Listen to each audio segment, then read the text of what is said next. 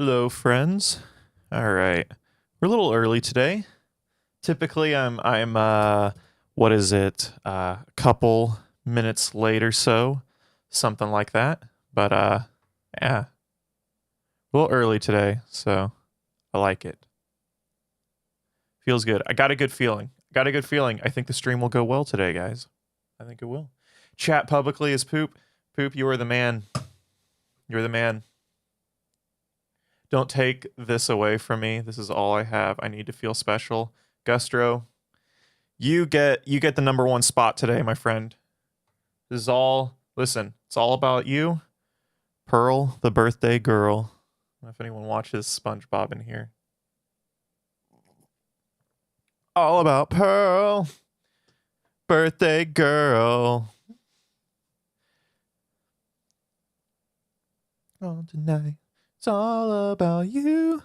Watch your video on capitalist realism. So true it hurts. Listen, Mark Fisher is Mark Fisher's tough, man. Mark Fisher, I mean, the most beautifully prescient, most beautifully important writers and thinkers, I think, arguably, I really think arguably of all time. And I say that because he has, he studied, he studied all forms of philosophy and stuff, and he's just kind of compacted it into this really important analysis of this capitalism today. And it's so true, it absolutely hurts. When I made capitalist realism, guys, it was very hard on me. like very, very hard on me. I know that sounds a little weird. Most people are like, what do you mean, man? You're just making videos and shit. It's like, no, dude.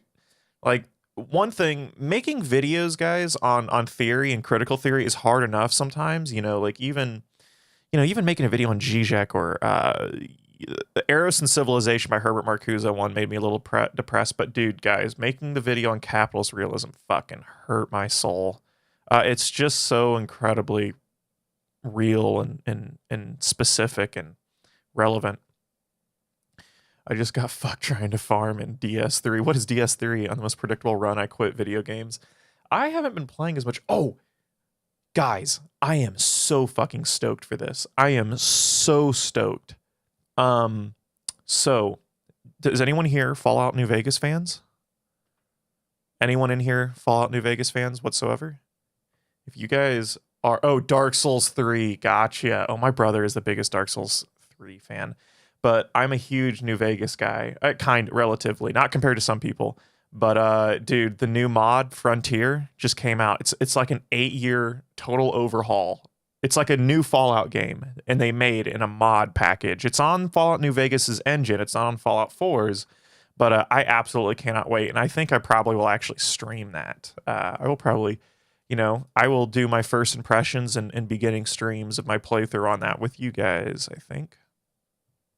I think that would be pretty cool. But I'm absolutely stoked for that. Dark Souls, man, and that game is hard. So From Software makes beautiful games. Oh my. Like Dark Souls 3, the atmosphere, the music, absolutely gorgeous. Art style, music, incredible. Like absolute masterpieces of games. I can't fucking finish it. I can't play it. I just can't. It's too fucking hard, and I don't have enough time. It was same with Bloodborne. Absolutely beautiful. Like I truly works of just wonderful art. But I promised myself, I'm like, all right, listen, because it's bothered me, guys. Listen, I'm a gamer at heart. I love video games. I was like, motherfuckers, I can't beat a fucking From Software game. So when Sekiro came out, I dedicated my life to Sekiro, and I beat Sekiro. Sekiro was an awesome game, but I about threw and broke my controller about 5 fucking times. New Vegas is good, but I'm so mean to it. It felt like bug shooting simulator. Fallout 3 is more dumb and chaotic and fun. Listen, guys, I love New Vegas. I think it is the best RPG arguably ever made. That's why I was so disappointed with CD Projekt Red's Cyberpunk. It really was not an RPG, and I like RPGs. I like good writing in a game and choice and impact in the environment in a game. And Cyberpunk just felt like fucking Borderlands. Sekiro is way harder. You think so? It was fucking hard, man. Oh my god, what was that? I love the final boss. Oh my, what's his name? You know, I'm not gonna give spoilers to anyone who wants to play it, but the last boss fight in Sekiro is it was so good. The music, everything, it was so fucking sick. I loved it. It was so hard. It was so hard, but it's so good. Oh, so good. From Software makes beautiful games. They're just ridiculous. They're just fucking ridiculous games. All right. So, what we were going to do today, guys, is we were going to, this is my fault. I fucked this up because I had some shit come up with shit. I was going to have a talk with Victor today. We were going to do a chat with Victor from the Pill Pod, and then I backed out because I had something pop up. I didn't think I'd be able to stream at this time. I thought I'd be able to stream at like 6 o'clock. It popped, and so and then I got back to this. I was like, okay, I can stream at 2 o'clock. And then Victor's like, I rescheduled, dude. So I don't think me and Victor are going to talk today. It's totally my fault. But yeah. Video games are life, man. Yeah. I feel you. Video games are art, man. It's one of the highest forms of art, for sure. Absolutely. But you know, we just you know, I think, you know, I think a lot of people will describe art and stuff like that as stuff that's just as something that's just a mere distraction. It's something that can take you out of the world. I don't like that. I think that is pathetic. I think that undersells the importance of things like film, things like TV, or, you know, writing. I think that's just because in that logic, everything takes you out of the world, and it replaces your misery with some other new misery or drama or whatever. But that's not really what makes video games so insanely good at times. The writing or a story or a movie, that's not what makes it good at all. It's something that is like it's something that kind of it allows you to question things that you know, there's a reason why film theory exists and film analysis through the lens of theory.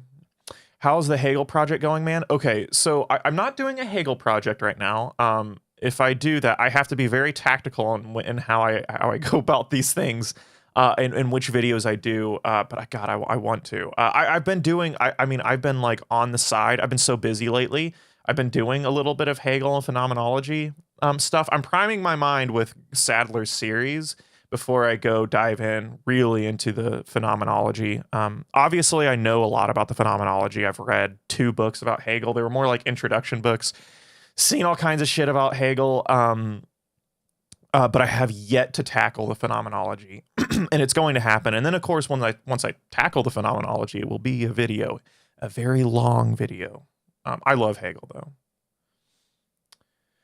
Now, art is definitely a cognitive flexor. Like, it forces you to find patterns and cognate. Yeah, absolutely. I hate that idea. I hate that when people are like, oh, it just, you know, yeah, it allows me to, if that's really what it is, art, if anything, should immerse you into different forms of the world, right? It should radically transfix you into an already existing part of the world, right? It shouldn't take you out of it. It should at least ground you in the world around you. If you think about it as some mere escape, that you can just escape your miserable life, oh my God, what a horrible way to approach art, if you ask me. This sounds so pretentious, and it sounds so fucking like I don't know, new age fuck. I don't know. It sounds pretentious as fuck, but I truly do think that. I think we should take that stuff a little more seriously than that, you know? I have a really fucked up sense of humor. I do enjoy comedy. I realize that the older I get, the more serious I get about shit. I'm a serious fucking dull motherfucker. I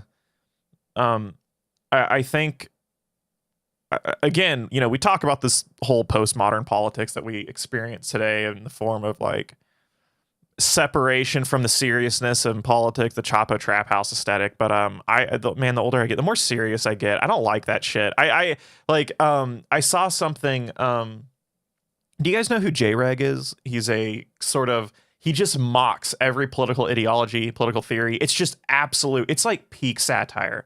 Like, you wouldn't even know he's fucking around. Like, he's actually, like, he will literally mimic someone like an ANCAP, a centrist. He'll mimic them, and you actually think he's being for real. You think he's being serious, and but he's so good at it. But I saw a clip from Vosh. He was like, I don't like J-Reg. I don't like him at all. I think this stuff like this radically separated, like, joking of like and I'm he's like, it's harmful, and I'm totally there. I really am. I think we are in such a crucial period of time that and the amount of politics as entertainment and political comedy that exists is fucking disturbing, man. I take it so much more seriously than that. I know that sounds corny. It's like, oh, I'm Mr. Serious Guy and shit, but no, really, I really do. I think satire. I almost think satire is almost completely incompatible today, like right now with what we're going to. Like, don't make jokes about what's going on, because it's so easy to fall into that trap, is to not take everything serious, to create a new form of nihilism. Yeah, his satire is beautifully good, but like, yeah. You should do a crossover stream with Pills at 4, play Among Us with Gang. Is he playing Among Us with a bunch of people? If so, if I'm still streaming, I will. I think me and Pills talked about, I talked to him the other day. I think we offered to do that, but I don't know if our schedule will pop up. Art/music is taken too seriously already, dog. Absolutely not. No, it's not. I am totally 100% no. Like, if there is one thing that is true, it is that art and sort of film and stuff is not taken seriously enough in its actual content. You see, like, fandom shit. You see some, like, really intense, Marvel fans, but they don't really take Marvel seriously. They take it seriously in the context in which it separates them from the world. And mind you, Marvel is so fucking surface level, and it's impossible to really take Marvel too seriously. But even fans, they don't think about it as some, like, because Marvel is created to be mindless entertainment. Like, let's be real right now. It didn't used to be. The Marvel comic, I think this is, even some original Marvel fans don't like that. I've heard some critiques. I don't like Marvel movies, but they don't like newer Marvel films because it is this radically just like, it's just like the Avengers movies are just so surface level. It's just mindless entertainment, and it's meant to be that. But no, people don't take art and music seriously at all. I think it's the opposite. When people listen to music, most people use music as a tool. I'm going to say that. I'm going to say, maybe not most. I'm going to say like 50% of people. Guys, I know so many people. I've met so many people who, like, literally only listen to music on their way home or a drive. They use it as a fundamental tool to, like, to party, to make time go by quicker on their drive, their commute. There's a lot of people who absolutely do not approach this stuff seriously at all. They don't. I'm sorry, they really don't. I'm totally. I think the exact opposite. For critique, it was meh. People that can't satire, can't think past 10 years and need to smoke more weed. Guys, I know this is probably going to fucking piss so many people off. They're like, God damn, dude. No, but really, like, I don't think, listen, at least with how I have seen this new political realm unfold, especially on the left, and the left is the only real cohesive, serious political, movement. I'm not going to say the right's not serious. The right's very serious in their objectives and goals. It's just it's pathetically dumb. It's that, but in the same way, the left sort of devolves into a weird satirical form of politics, right? And we can't do that. I don't think we can. But, like, that's absolutely what happens. Like, I guys, I could show you. I mean, that's the online sort of digital sphere of left-wing politics. That's what it is. And there is more of a prescient force of online politics than there is actual on the ground organizing, right? Of course, organizations, that's a very serious form of politics, and stuff like that. But most of these people who are just, I don't think, people don't take politics very seriously, believe it or not. I really don't think so. I think that's what, like, yeah, there's a blurry line in today's world. Maybe this has always existed. I don't know. But I think the line is pretty fucking blurred with what's serious in politics today, what's satire. What's politics as entertainment? I think politics as entertainment has always existed, and that's fine. It's not necessarily harmful on its own. But the thing is, I think we've talked about this before, politics as entertainment will have a serious face, right? It'll approach things with a very serious, like, they will talk about radically serious things, and you sort of take those critiques seriously, yet they don't really, but they're still not making very analytical, they're not really making that serious commentary, but they sort of seem like it, but then they also joke about it on the side, and it's just confusing. Like, subconsciously, I think it confuses most people, believe it or not. Like, I really, and I don't like that at all. Yeah, I saw a clip from Vosh talking about J-Reg in that way, and I'm totally there. I think J-Reg's funny. Every fucking video I see a J-Reg, I'll watch it here and there, and it is funny as shit. He went on Russia Today, and he trolled the fuck out of Russia Today. It was fucking awesome. It was so funny. But I don't know, man. I really think when you look at stuff like this, we are in an absolute critical moment. People are dying everywhere. Like, the idea in 2021, guys, housing for all isn't a real thing. There's so many things that are just fucking insane right now that I can't help but just, like, I can't take a detached position from it at all. It's very tough. And I think that, I think it's harmful. Good for your mental health, I get that, but I don't know, man. I can't do it. Retweet our RT interview is great. Yeah, I know probably some of you guys thought. I think J-Reg might be a leftist because he's smart. No, J-Reg like, if he's at least educated in a lot of the, because he knows what he's talking about for sure. Absolutely, he's done his at least surface level reading. Yeah,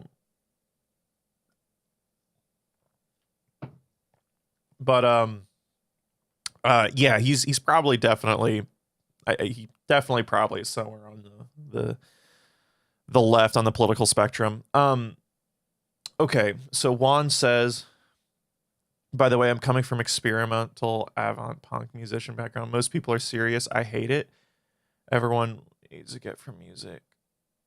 Yeah, but you're talking about a very, very niche form of music. Of course, in niche backgrounds in film, music, art, it's taken seriously. But think about the majority of people that consume the medium of music, right? Like, there's a reason why pop music is pop music. There isn't a lot of substance of pop music, and that's on purpose. It's not supposed to be that way. It's supposed to be consumable. Very, very easy. It's not supposed to really do too much. It's not supposed to push boundaries. That's exactly it. And that's the point. You're talking about something incredibly niche. Not going to lie, satire is a great way to make people come to rational conclusions. Okay. Oh, I don't think so. No, I don't. I really don't. Okay. It can be a good way. Satire can be an approachable way to intro politics. It can be an approachable way to intro levels of thought, but I think that's it. That's its fucking limits. When you're talking about something very deep, the theory or the theoretical terrain behind politics, maybe even just the realm of practical politics, you have to drop the sort of satirical and comedic tonality to actually appreciate what's going on. I really think so. I really do. I think there is an argument to be made. Absolutely. Surface conclusions, valuable surface introductory levels of thought can absolutely be done within the satirical plane of things. I agree. I do. And I think in that sense, sure, there's a place for it. That is like the majority of politics though, guys. Like, I really think so, especially indie politics. Like, this new, of course, alternative is never really alternative. It's always the mainstream, right? Zizek writes about this. So does Mark Fisher. The indie sphere, the alternative sphere, that is the secret majority thing, right? Everyone fucking thinks everyone's into alternative shit, and that really is the hegemonic majority thing. And that's especially with the podcast thing. I can't. Oh my! Like, political podcasts today are just so fucking just. Oh, it's just pure fucking shit posting in podcast form. Pop right now is super experimental. Dude, shit you hear on the radio, I'm talking like shit that's consumed at the no, fuck no, man. Like Meg the Stallion, fucking no, apps. That's not experimental at all. I suppose irony has been hijacked as bad faith. I think so. It's maybe, but I don't necessarily. I don't think it's actually. I don't actually think it's actually like. I don't think they do this on purpose, right? I don't think this is some. Oh, I'm going to hijack a very serious political discourse or theoretical discourse, and just make it silly. Although let's be real, there's grifters fucking everywhere, especially with podcast guys. Podcasting is just grift sometimes to the ultimate degree. But yeah. I actually think they don't necessarily do it on purpose per se, but what's the old saying? Truth is structured like a fiction. In a way, yeah, I would say that. Yeah, it's just guys, the future is fucking Baudrillard. Like it really Baudrillard, fuck his writing. Fuck Baudrillard for like listen guys, Baudrillard says some incredible, like I'm reading The System of Objects. His first real prescient work is early more structuralist Baudrillard, although he's starting to hit the point in this book towards the end of System of Objects where it's kind of becoming non-structuralist, where we're not able to find a foundational way in which the system of objects, what we consume, can be organized. But he's still fairly structuralist in his approach to the system of objects. But God, guys, Baudrillard, this man is really good. He just can't write for shit. And I swear to God he does this on purpose. Baudrillard is peak French fucking intellectual who fucking just... he writes way too complex on purpose. There's no way that's not intentional, and it's fucking stupid, and I hate it. I hate his writing. I fucking hate reading him, but goddamn does he say some... Like, truly, guys, I think we're reaching a plane where... I think Baudrillard and ideas of sort of postmodern theory is just becoming so much more real. Yeah, there's no foundation on the left for anyone to stand on. I think there are okay. This is that's interesting to say. Worse than okay, I don't know. Deleuze and Guattari, I don't know. They're both really close. I don't know. Deleuze might be worse. So talking about what terrain a platform the left has to stand up. We have, okay, here's the thing. The left in so many ways, guys, I think because the left truly contend, actually in a serious light, in a structured educational way, we actually contend with prior theory. We contend with prior ideas, structured ideas such as Marxism, organization, unionization. There are strategies on the left that we use and we incorporate that have been important and impactful in the past. Here's the thing. The left, guys, in so many ways are the conservatives, in so many ways in our approach to politics. The right, I actually think with this new postmodern conservatism that we are seeing, this really new radically shape-shifting right-wing phenomenon, especially with Trump and stuff like that, I think in so many ways they are the new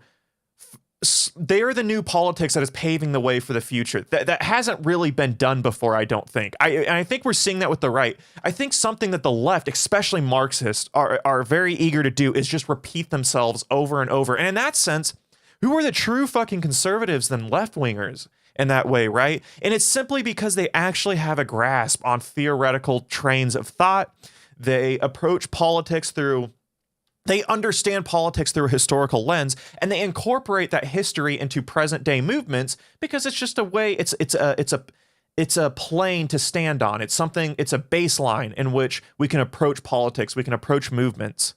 And I think that's something that we shouldn't necessarily get away from, but we need new politics, guys. The left needs new politics hard. We radically need new symbolism. We absolutely need to incorporate I think we need to incorporate a lot of postmodern analysis within a sort of, I think we need to find a way to appreciate structured like materialism along with the sort of postmodernism that we are seeing today in capitalism. If we cannot truly appreciate a sort of Deleuzian argument or a Baudrillard, Baudrillard's ideas of the way of consumption and hyper reality, and then further with Jameson's postmodern capitalism, the left, I think we need that real analysis, especially if we're going to analyze something like this new postmodern conservatism that we're seeing. But we can't do that. Can we get rid of Comrade? Fuck, man, guys, this is exactly it. Like, and of course you'll get fucking, God, I'll get fucking tarred and feathered for saying this, but yeah, get rid of Comrade. Fucking completely erase the hammer and sickle. Get fucking rid of it. Get rid of all prior symbolism completely. Abandon it. Get rid of it. Don't even call yourself a Marxist. Don't. You don't have to. Radically, completely untether yourself from prior fucking forms of politics. I really think so. I mean, I'm to the point, I don't even, like, of course, guys, my politics is deeply rooted in Marx. It's deeply rooted in a material analysis and a prescriptive reality, right? I think materialism in the sense that material is what structures consciousness in a lot of ways, and we need to have a political analysis from that. I think that's very true, and I still think we can't remove ourselves from materialism per se. We just have to move past it in some ways, but we have to synthesize in a sorts. Yeah. Never did. It was all too cringe. It is definitely cringe for sure. It's way too, it's an overly positive approach to politics, if you ask me. But regardless of cringe or anything like that, I just don't think it's helpful. Acid communism, I think maybe. I think we have to still be, though. Acid communism is very abstract to most people. I think that if we can try to understand the political approaches and the sympathies of people, we absolutely should do that. Yeah, your enthusiasm is like a hamster high on weed. My enthusiasm?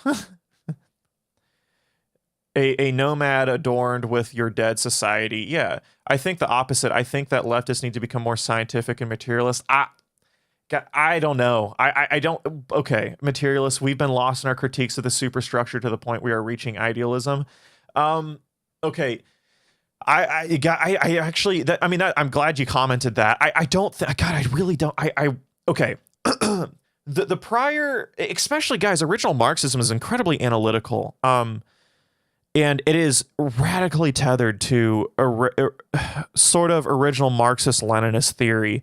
And because it tries to approach itself as a sort of pure analytic, pure science, it doesn't, like, we've talked a little bit on our Patreon, guys. We talked a little bit about J. Mafwad Paul's Continuity and Rupture, and he talks a lot about the logic behind Marxism, Leninism, Maoism. Guys, Marxism, Leninism, Maoism does not rupture from Marxism, Leninism in the way that it should, in my opinion. Like Maoism, this new Maoist approach to Marxism is guys, it's hardly different from Marxism, Leninism. It really isn't that different. And a lot of these people, and the reason for that, guys, is because a lot of the people who are Maoist, they can't give up the ghost. They can't fucking give up the ghost of this prior theoretical terrain of Marxism. They can't. And in that sense, they are extremely conservative Marxist. They truly can't think outside the sphere, because I think it's something that is it is a fucking religious entity to them. Because I think what happens with being a Marxist is that, all right, because a lot of them, they'll say, okay, if you move to outside the plane of this dictatorship of the proletariat, the concepts of prior Marxism, it's not Marxism anymore. And to not be Marxist anymore, guys, is a fucking mortal sin. So what's that say? What's that say when that happens? That says, one, I'm taking the position I'm a Marxist first, then I'm going to search for answers afterwards. And that's the opposite. It should be the exact opposite. And what that is, that's just peak pure rationalization. What is that other than just rationalizing? Then I'm a Marxist first, then I will seek answers from the Marxist terrain, and I will mold them within that terrain. That you're just rationalizing at that point. It's absolute. MLMs are literally reactionaries. In so many ways, they're reactionaries. There's good things to take from a lot of a sort of militant approach in some ways. Like in some ways, I consider myself in form a Marxist-Leninist in some ways. Like I think the form of Marxism-Leninism, I think movements, I think organization, and I also think retaliating not in a violent way, but I think, like, guys, like we talked about in the Black Lives Matter protest, I think one of the best things that they did was absolutely vandalize corporations. Just go in and Target and fuck it up. Like, really, that makes a big difference. Like, it actually helps. So in form, I think if we want to make we want to make we want certain policies. We want Medicare for all. We want healthcare. We want, all of these things. You have to approach it in some form of like a militant way that you're ready to mobilize really quick. If they don't do what you want, if they don't do what we want, you get ready and you go fuck shit up. I'm not in the camp of hurting people though. I'm a pretty, in that sense, I'm a pretty pacifist, person in that regard. I don't think chopping the heads off of billionaires or anything like that's good. I think the death penalty is not good. I think if there ever was communism, no, we're not going to be fucking chopping people's heads off. Stop making jokes about it. We're not going to be putting them in fucking gulags. Put them in very, very humane prisons, maybe if they broke laws with a trial. I don't like the ultra authoritarian approach in that regard. But yeah, truly, guys, it's Marxism, Leninism, Maoism is hardly different from Marxism, Leninism, and in that sense, like, it doesn't do enough to truly change. And so I think vegan egoist. So we're getting back to your comment that like we're getting too idealist, guy. I don't know, man, because what's happening is capitalism is getting more idealist as we go. Like, really, it really is, guys. Our analysis of capitalism becomes more accurate the more we kind of take German idealism seriously. Capitalism sells ideas so much better than we could have ever imagined. Gets raised for saying mobilize. Yeah, yeah. Fucking CIA already on my case. Yeah. No, not really. Yeah. Did you read Albert Camus' Reflections sur la guillotine? I don't know. Yeah, Marx didn't expect sign value. Yeah, like, really. And here's another thing. Then dialectical vegan egoist. Maybe we can flip what I said on its head too. We can approach this, guys. Who are the biggest idealists sometimes more than Marxist? Like, how I said we need new symbolism. Throw away the hammer and sickle. Oh my God. Talk about getting tarred and feathered by people. Marxists are so tethered to their idealism sometimes. It's hilarious, right? The theory, there, like the Marxist symbolism is so prescient and so important to them that in some ways they are idealists in so many regards, right? Symbolism is incredibly important with contemporary Marxism, and what is like a little bit more anti-materialist than that? In my mind, like being a materialist is actually adapting your symbolism, your ideas that are just kind of just right? It's the material foundation that's important. And so adapting your approach is actually the material approach to do, but they don't adapt, right? They don't. To ever get rid of the hammer and sickle is like fucking, I don't know, spitting on the cross to Christians or something like that. It really is. Oh, okay. Speaking about punishment, do you believe in fault? Do I believe in fault? I'm not exactly sure what you mean by that.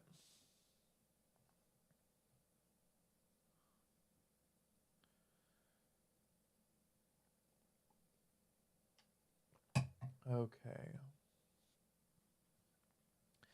Marx does not have an ontology to even build a foundation for us to. Yeah, not really. Yeah, he doesn't. That's why. But a lot of Marx guys, I think the majority of Marxists don't even fucking read Marx. Matter of fact, I know a lot of the most militant Marxist. They've actually, the only thing that they've done, if they have read theory, they've read like State and Revolution from Lenin. That is not a substitute for Marx at all. Read State and Revolution. It's great to understand Leninist thought. I mean, it's the most important book in understanding Leninism. But truly, that is not a substitute for Marx. And they will make claims and saying, or at least approaching Marx's analysis for things through that book, and they try to become the authority on Marxism, and it's actually really embarrassing. But yeah, that's a very common thing. The hypothetical new symbolism should be a master signifier to unite distinct factions. Yeah, I think so. and even liberals as well. This is truly another thing, guys. We're talking about, we always talk about politics on here. We're a theory channel, but listen, when theory is used in its best way, I think theory is best used as as adding context to political systems, or maybe giving ideas in which that can be politically incorporated.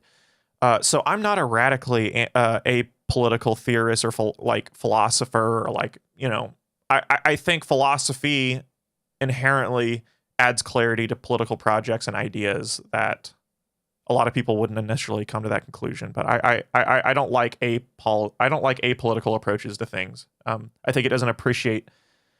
If there are universals, right, which is what theory tries to do, it tries to establish universals. There's a political tonality to that doesn't really get talked a lot among philosophy people, and I say that because I know a lot of them at school. Some of the most apolitical people I know are philosophers or people who are really into philosophy, but I don't like that approach. I am deeply concerned with politics today.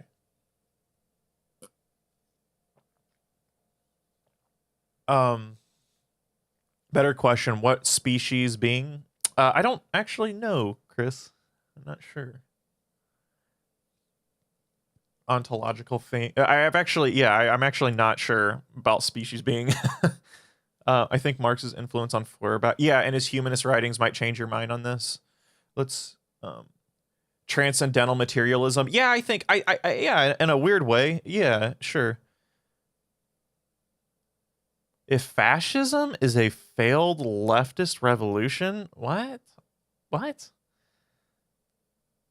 Wait, if fascism is a failed leftist revolution, what is the result of a failed revolution from the right? Fascism's very right-wing, my friend.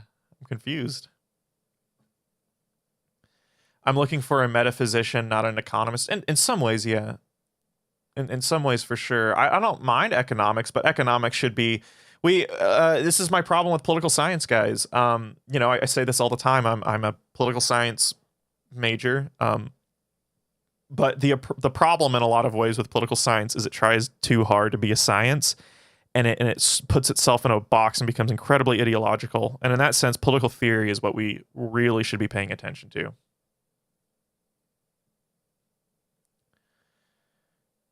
It's the essence of man. It is that which universe. Oh, I see. I see. Okay, yeah. Sorry.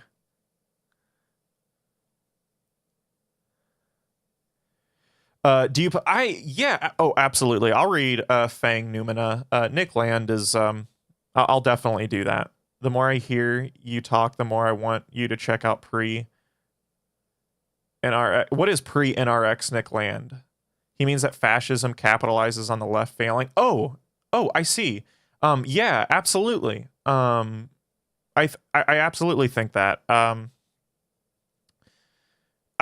Guys, like I said, guys, left-wingers in so many ways, we are the ultimate conservatives in our action and in the realm of activity. Left-wingers are actually the conservatives in so many ways. The people who are paving the way, who are radically elastic, who are ready to adapt and change, are fascist, and these new neo-fascists that we see today.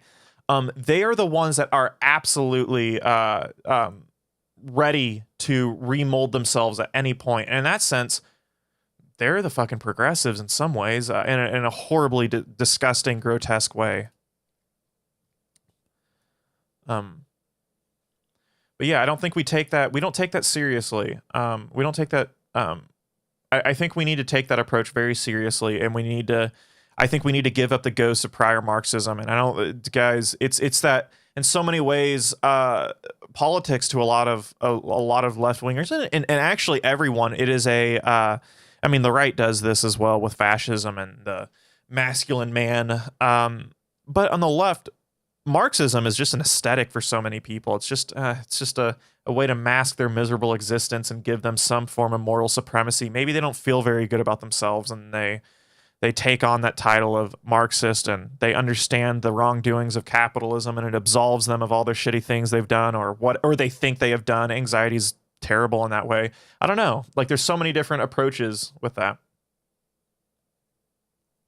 Neo-reactionary thought. Oh, gotcha. After he got really depressed and disillusioned with the left. Before that, Fang Numina, he was basically a post-Marxist. Gotcha. Yeah, I've heard that with Nick Land, that he's arguably a fascist at this point. That's a shame. But guys, there is so many. This won't. I'm not going to do this. I think to ever get disillusioned with the left and to all of a sudden not be disillusioned with the right is really fucking pathetically stupid. But it's very easy to get disillusioned with the left. It's incredibly easy, guys. Like I truly, that's something that I think a lot of, when you're forced to interact with the political leftist sphere or whatever, it's very easy, especially when we're talking about theory, guys, because in so many ways, practical politics is the application of theory. And you realize that their application of things into the realm of practical politics is really fucking stupid at times, and it's incredibly dogmatic, more dogmatic than it should be. And there's just shitty people everywhere, right? And I mean, everywhere. And just because you're a communist, just because you're a Marxist, that doesn't mean shit. And they like to pretend that they are. It's really, it's very easy to get disillusioned. But I promise you guys, I won't turn into Destiny. I won't turn into Nick Land. I won't do any of that shit. Believe me, I like to stay at least grounded a little bit in reality. And, listen, yeah. No, truly in my politics, when you take a more, if you can say, objective approach to understanding the political spectrum, I fall pretty fucking far left. So, and I don't think that's going to change.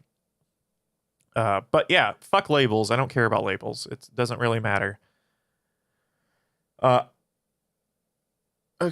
I'll read some chat. Because Marx abandoned ethics, humanism due to his logical positivism. Yeah, become a more mature. Yeah. In so many ways, Marxism is a sort of anti. It's not anti-moralistic. It's just not a very moralistic analysis or moralistic analysis of things. It's a very, very, very analytical approach to some things, but the left is burdened by its morals, which have to remain static. Maybe. I don't know if I don't know if I'd use the term morality. I would say probably ideology though as a whole, right? I think we're burdened by prior old forms of ideology. Like that's what it is. The right isn't, guys. The right surely is this new neo-fascist thing, but they are true neo-fascist, right? They have remolded their entire approach. It's new, right? Post-Marxism, I don't think really is quite exist. Of course, Marxists will say that it does. Marxist, Leninist, Maoists are like, oh, they're fucking revisionists everywhere. Oh my God, they're trying to change fucking Marxism. They're trying to change my fucking religion. No, but really, I don't think we actually haven't changed that much from a lot of Marxism. Maybe there's post-Marxism in the sense that Marxists approach Marxism in an idealistic context, maybe. But I don't know. I don't think post-Marxism truly exists, and I think I think for Marxists we need that needs to happen. We need new Marxism for sure. And in that vein, guys, what is more revisionist than trying to stay stagnated within prior forms of Marxism? As capitalism changes and evolves, our Marxian analysis must as well, and not doing so remains kind of anti-Marxist, don't you think? We need a reset somehow. No more egos, no more left-right thinking. Yeah, I think so. Thought COVID would cause this reset very wrong. I don't know what'll ever cause that reset. I've thought about that a lot. I don't have I have no idea, man. Yeah, good luck. I'm a doomer when it comes to politics. When it comes to at least really deep politics, for sure. I think in the short term we're going to be better. Like a Biden administration, right, is going to be much better for people. But in the long term, I don't know, man. I don't know.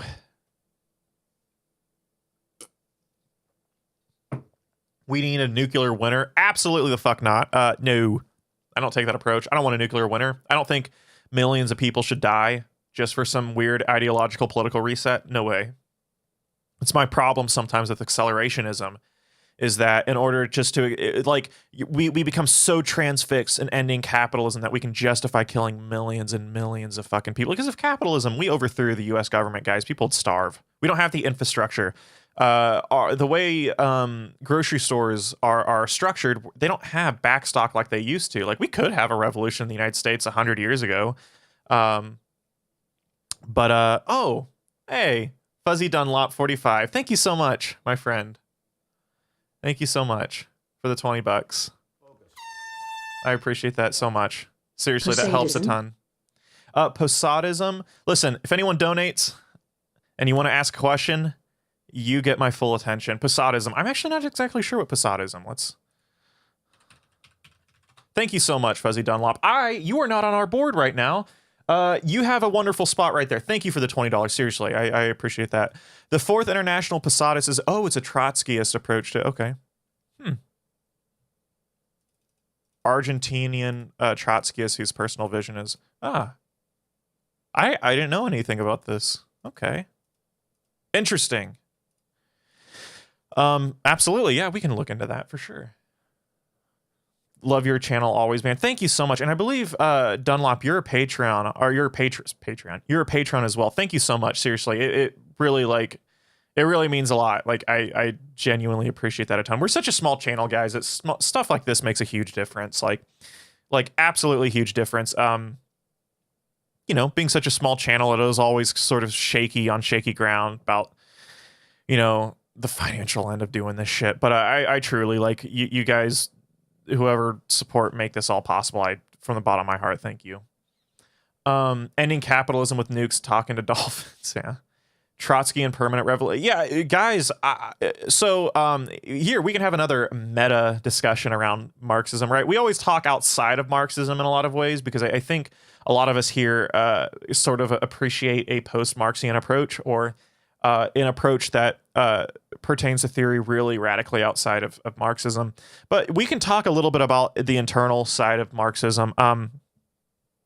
Here's a hot take, man. I actually think when you read Marx, you know what the actual ideology that in my mind pertains to the most that is the most Marxist and its prescriptive goals, it's anarchism.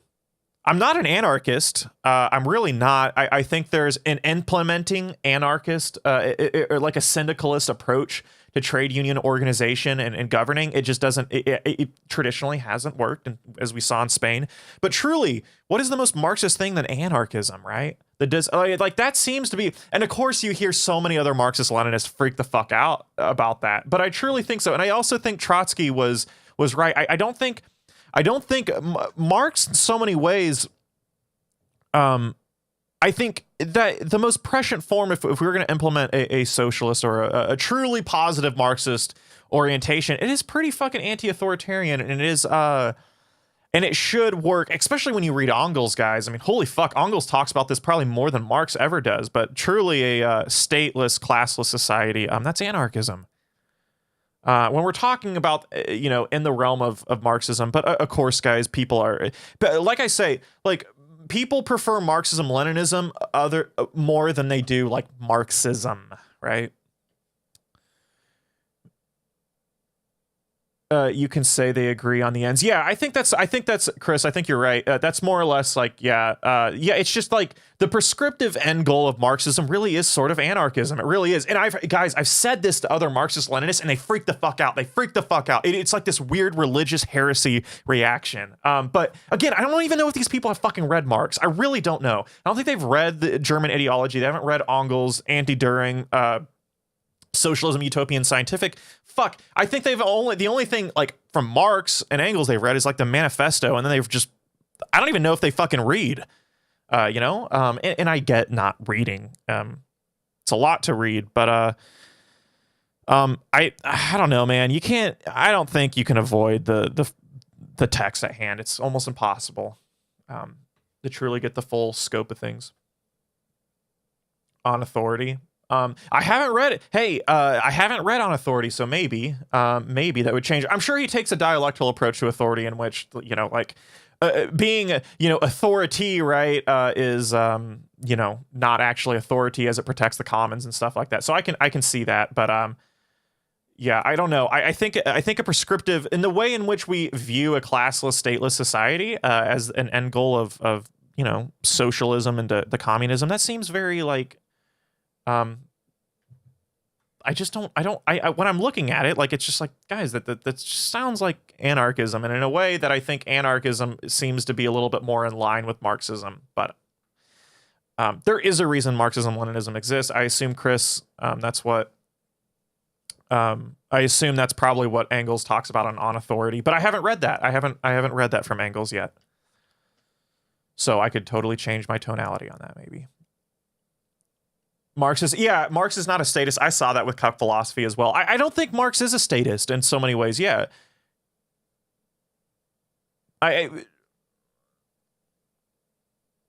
Anarchism is kind of outdated compared to scientific socialism. Yeah, a little bit. But this is why I don't consider myself an anarchist in a lot of ways. And I don't consider myself a Marxist-Leninist or a Marxist. The guys, listen, you'll hear Twitter discussions all the time, guys. I hear, okay. This is just the most hilariously out of touch, dumbass banter that I hear. All right, an anarchist will be like, we'll talk about, why we need a stateless, classless society, and we need, to take a syndicalist approach to Marxism. And then some Marxist-Leninists, and their profile pictures like Stalin or Lenin, and they'll be like, how did that work out? How did that work out in Spain? And in the same vein, it's like, do you not understand your irony? Look at China, look at USSR. How did your approach work out? They both failed. They both radically failed. All of Marxism has failed, guys. It's just, give up the ghost. Give it up. Marxism has radically failed. It really has. Now, the analytical form of Marxism, absolutely not. It is incredibly relevant. But the prescriptive political objectives and implementation of Marxism, it's all failed. Come on. Get fucking real. It's hilarious. I see this back and forth, and then anarchists are like, you look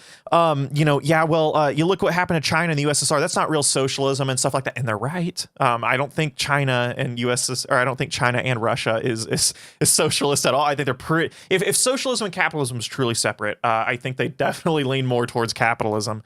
But then again, too, they ignore their own irony of being absolutely quashed in a lot of ways, like we saw in Spain and stuff like that. So I just think it's funny. I think it's hilarious. Are you familiar with Alexander?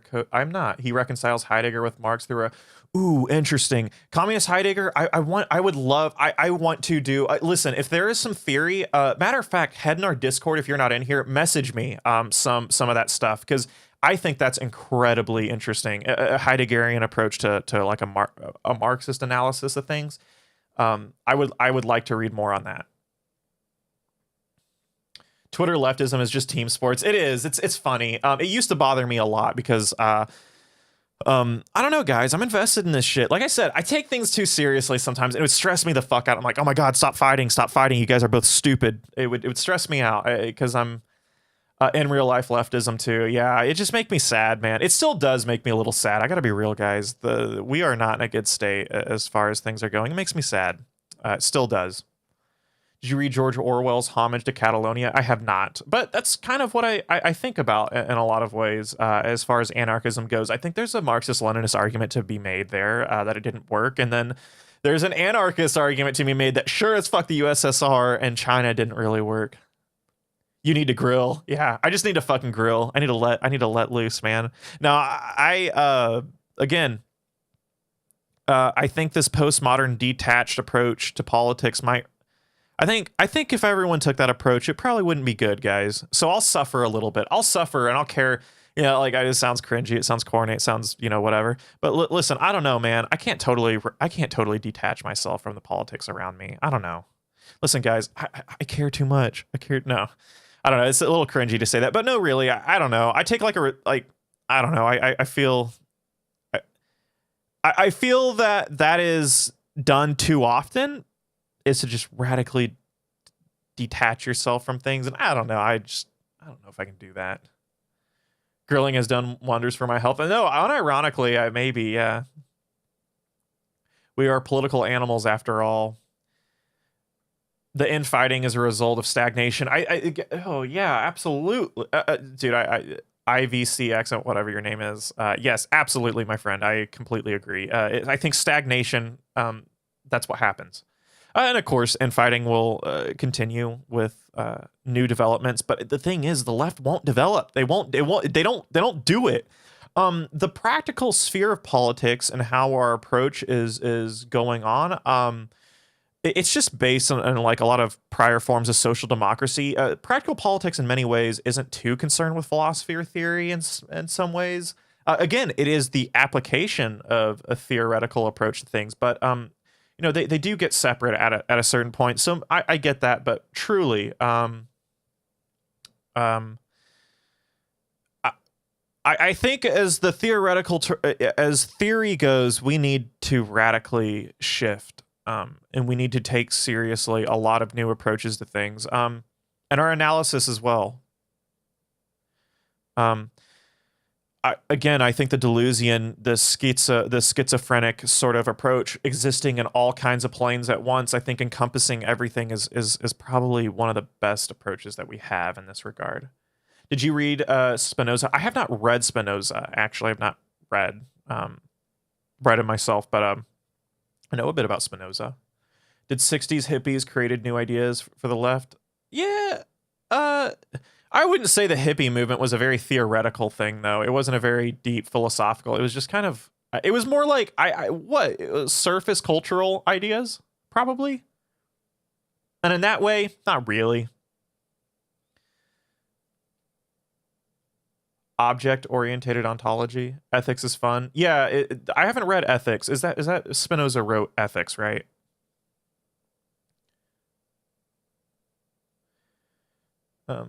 Mouse spawn text came from the 60s. You guys know about some deep. You guys, like, it's funny listening to some of you guys. Have you guys read this, or that you guys talk about some stuff? A lot of you guys probably are. You guys have read some crazy, interesting stuff that I have not approached, and in that way, that's cool. I like that. I like. I don't know. Give me suggestions. I like it. Yeah, his only published book, I think. Gotcha. Primary text is Ethics. Okay, yeah, that's what I was thinking. Yeah. Oh is too liberal in my opinion.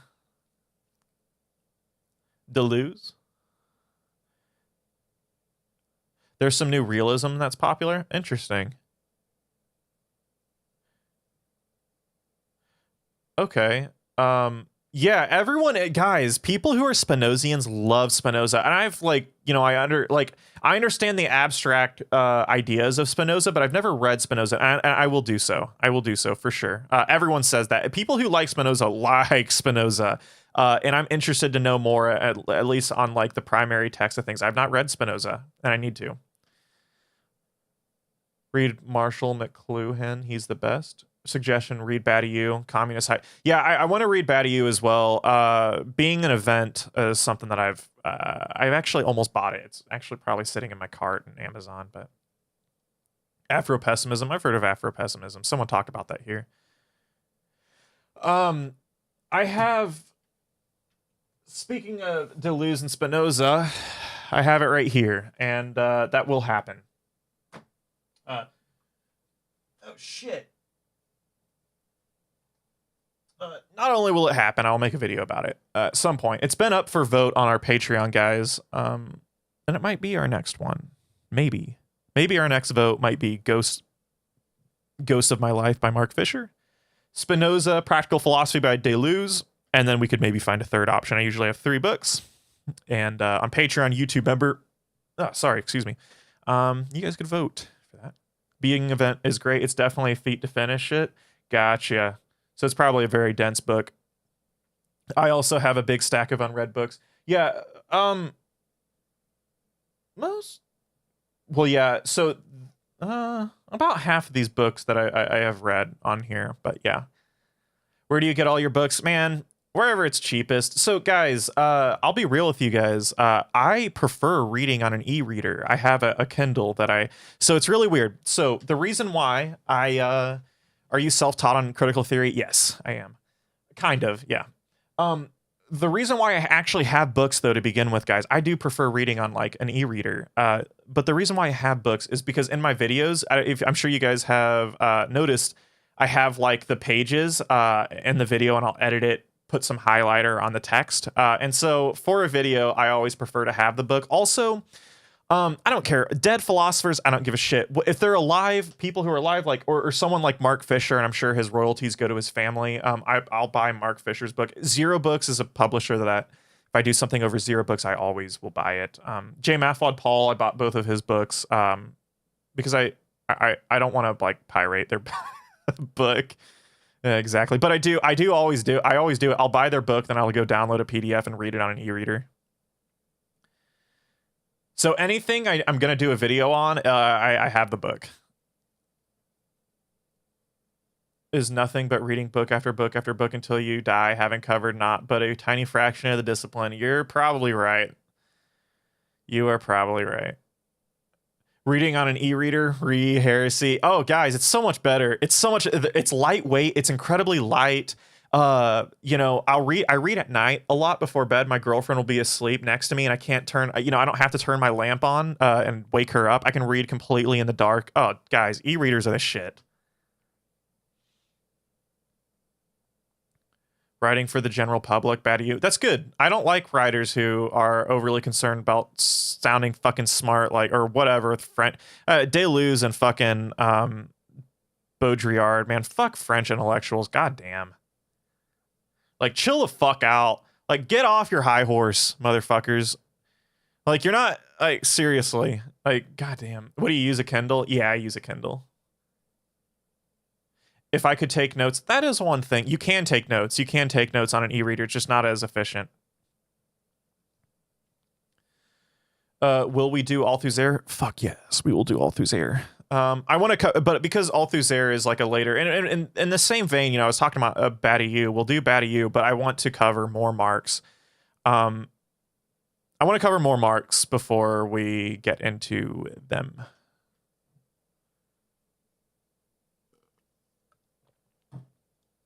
Have you read Jordan Peterson? No. His self-help books. I've heard there's some people that have read like Maps of Meaning, and they said it was like the most like just dull, like sort of nonsense approach to things. But I don't know. I would assume if there is anything worth reading, it's Maps of Meaning by Jordan Peterson. No, I haven't read 12 Rules for Life or 12 More Rules for Life or some fucking dumbass fucking commodified self-help shit. Isn't Jordan Peterson a right-wing hack? Yeah, Jordan Peterson's pretty right-wing. Yeah. He says he's like one of the dudes. He's like, oh no, I'm a centrist. I'm a moderate. He's not. In any like halfway objective political mapping, he's pretty right-wing. He's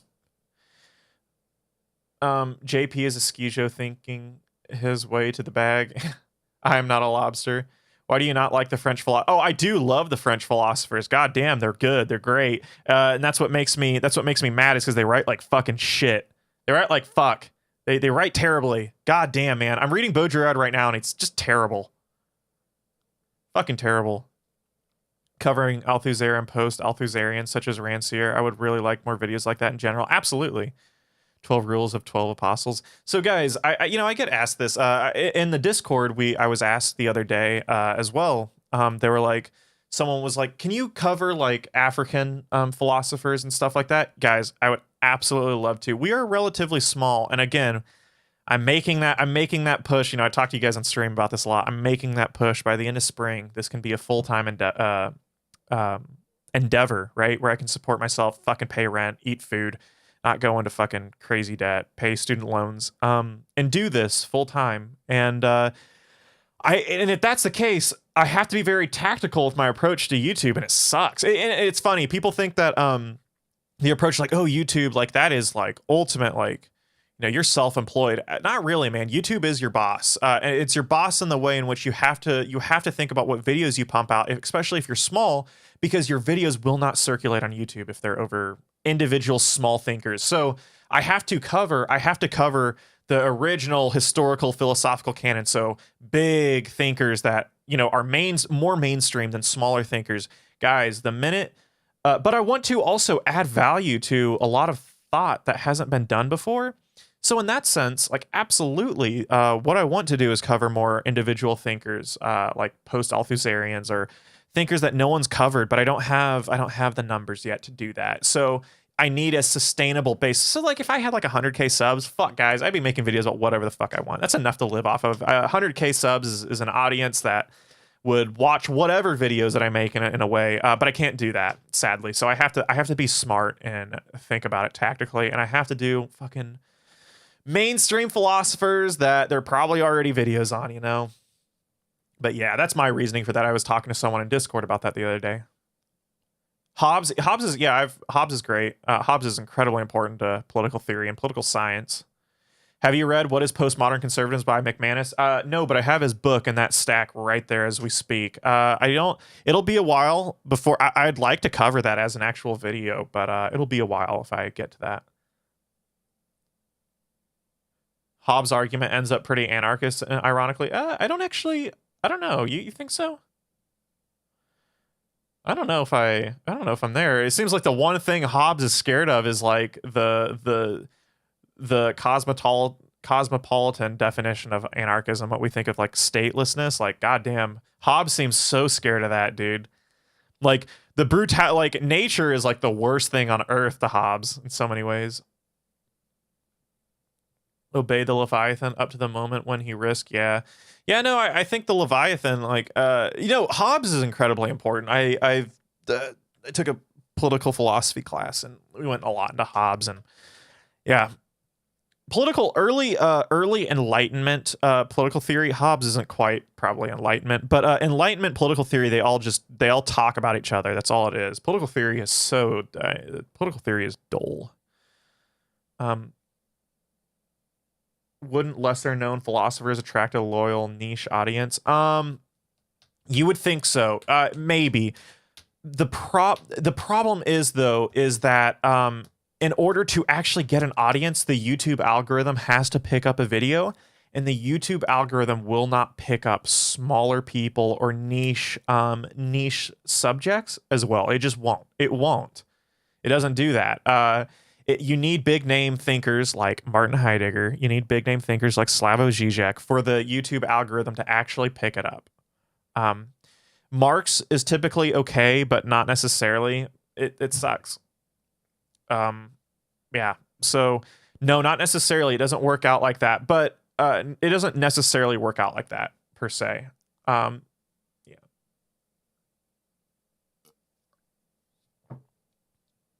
So for example, Herbert Marcuse isn't like a small name thinker, but he's not like, I don't know, like the most popular thinker. I mean, he doesn't do too well on the algorithm. Rousseau doesn't. It's weird. Like pop culture political thinkers are what YouTube will pump out. YouTube is a business, and first. Congrats on 80K views on the Zizek vid. Thank you. Yeah, I mean, that's a definition, what we're talking about right here. That video got like 80K views or some shit. Yeah, absolutely. Thank you, though. I appreciate that. Ever consider discussing recent films or TV in relation to it? Yeah, I think so, maybe. Aren't we all here because we're the Marx demographic? I know I am. Maybe. Yeah, I think so. I think there's a lot of people here that like Martin Heidegger, some process metaphysicians, stuff like that. Would it help to analyze a popular cultural phenomenon to trick the algo? Maybe. I don't, guys. So that's the only solid that I have figured out on the algorithm. The algorithm's weird, guys. It truly is. It can be random in many ways. It can be very, very random in many ways. It's really weird. I don't think anyone has figured it out. No one really can figure out the algorithm. You'll find these channels, guys, like how to get like 100K views or whatever, and it's like they like, if you watch the end of this video, figure out you can make whatever video to get 100K views. I know because I've watched them. And no, it's at the end they're like, well, we kind of have an idea how the algorithm works, but what I have noticed from experience is that bigger name philosophers just simply get more views. It's just as simple as that. Like, I've made smaller topics like, is the future cyberpunk? Didn't get a lot of views. Martin Luther King, oddly enough, didn't get, it wasn't, you know, very good. But yeah, I try to figure out the algorithm. So in that sense, I try to be a little bit more tactical about what I'm talking about. But guys, if we end up getting much larger, like, absolutely, I'll do all kinds of individual videos on that. I try to put a lot of books in video form, though. That's another thing that I like to do, is because if I want to offer something, like, fuck views and fuck whatever, I actually kind of want to, like, allow people to learn really kind of difficult philosophy in an efficient time span. And if I can do that in a video, that's actually really what I want to do. So I like to take videos and put them into it, or take books and put them into a video form. I mean that's hey, Amon's Ray, that would be a good way to make. Yeah, I mean that would work. Jordan Peterson does well on the algorithm, especially. Yeah. I haven't done that. I thought about making a video. I've had people like, dude, make a video on Jordan Peterson. I thought about doing like why Jordan Peterson's like bad philosophy in the vein of like Nietzsche, because he talks about Nietzsche all the time. And dude, I swear to he like loves Nietzsche, and he like is like Nietzsche would scoff at Jordan Peterson at every moment.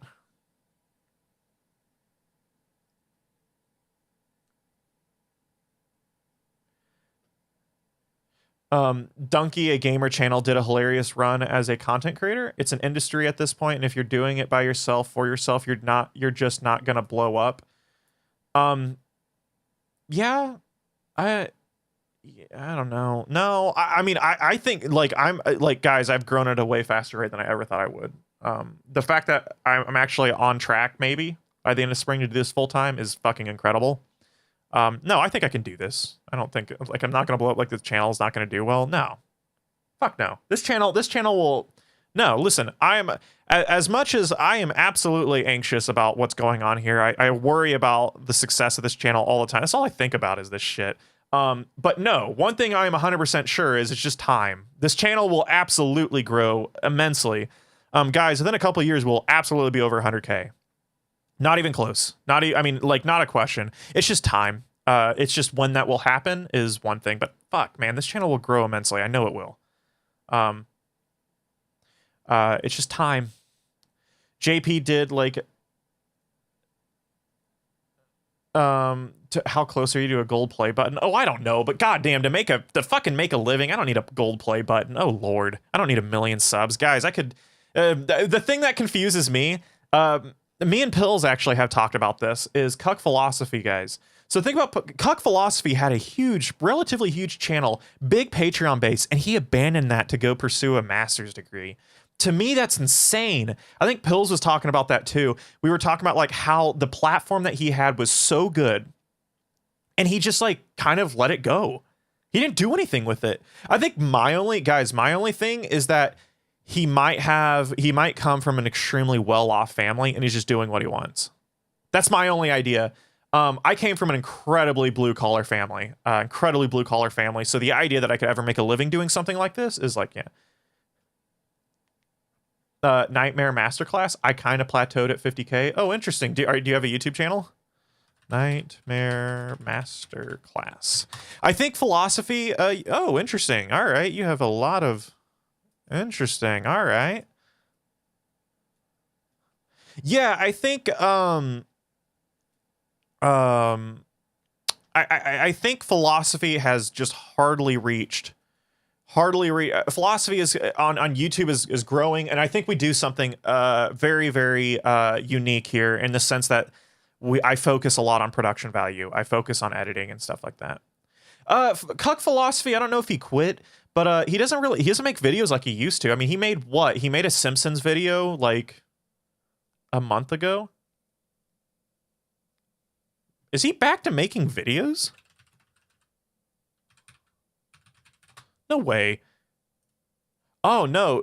So he made Philip Mainlander's a video 6 months ago, and then a month ago he made the Simpsons. So I mean, like, guys, making a video every 5 to 6 months you've just kind of gotten rid of YouTube at that point. But like his videos, he's got 315,000 views, guys.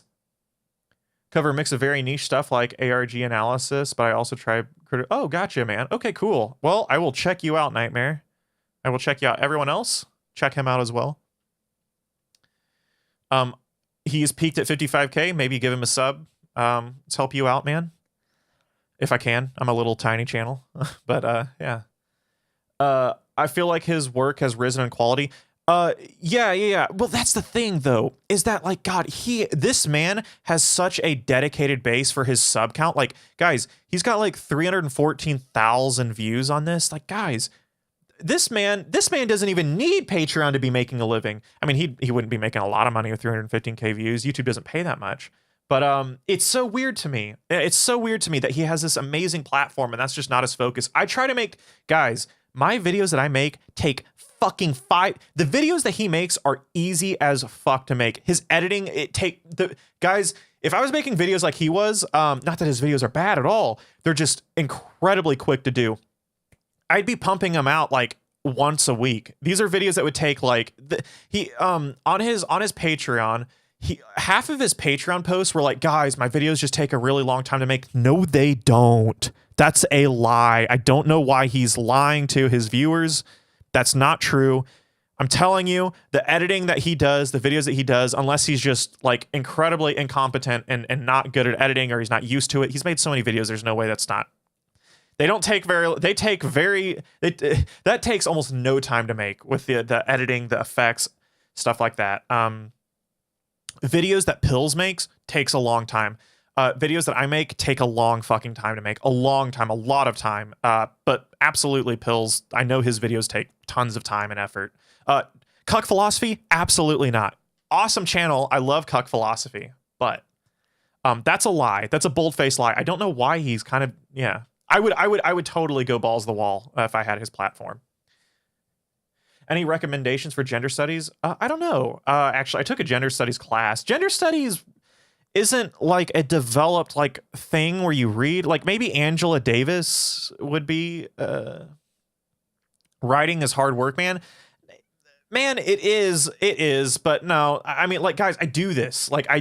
Not real. I mean, I'm telling you, for him to do the writing, spend a couple hours to do it, develop a script, do a little bit of research, do stuff, guys, it takes way less time for what he does than he says. For sure. 100%. I say that because I know 100%.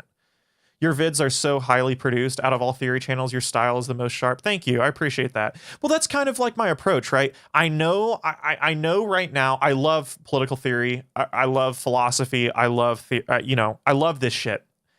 But I'm thinking about it, guys, YouTube philosophy and theory has only scratched the surface. I think that it will grow immensely. And so what I'm trying to do is I try to make the most high quality videos. Oh yeah, Chris is right.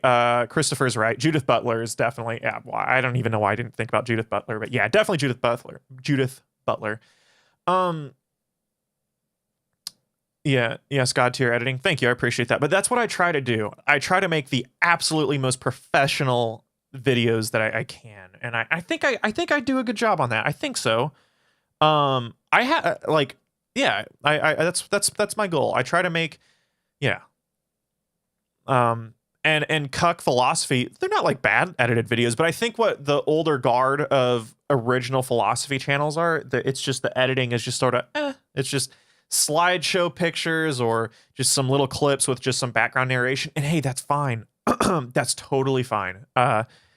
And I think people enjoy that still, and they should. I enjoy it, actually. I don't watch it all the time, but I still enjoy it myself. But I like to do something, I try to do something more creative. I know people like Plastic Pills try to do something far more creative and artistic and try to bring people into that medium and try to be more all-encompassing. Something that Cuck Philosophy does, this is a lot of philosophy channels, is also something I try to do different, is that they just make philosophy topics, videos on topics, and that's cool. That's actually cool. But I try to do something a little bit different where I try to put a book into a video. I try to encompass the book to where like it's into it, like you can theoretically like watch my video and you get what you need to get out of that book. That's the goal, while not skimping on the details. That's it. Sometimes some of my videos are better than others on that. My videos on the sublime object of ideology is so fucking dense that I couldn't quite do it, but I tried my hardest. The Relevance, the Communist Manifesto by Slavoj Žižek, you don't even need to read the book. Don't read the book. I say that, I don't say that about any of those videos. Don't read the book. Don't read it. Just watch my fucking video. Truly.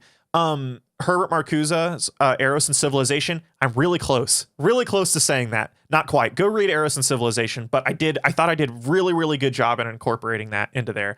The Birth of Tragedy, pretty fucking close. Pretty close. But not quite. Yeah, most of my things I'm like, go read the book as well. Relevance to Communist Manifesto, there's no need. No need at all. I can confidently say that.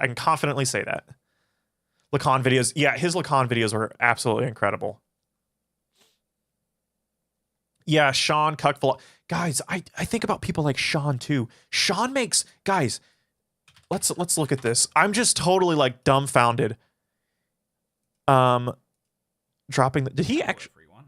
Yeah, God, his videos are like, God, he gets so many views and his videos is like the most easy editing, but that's totally fine. Like, I totally get it. I'm just like, God, I so wish I could do that, guys. I so wish I could have an audience and make these simple videos. And he uploads like, these people upload like once every like 2 months or like once every like 6 to 7 months. Guys, I'd be making these videos like fucking all the time.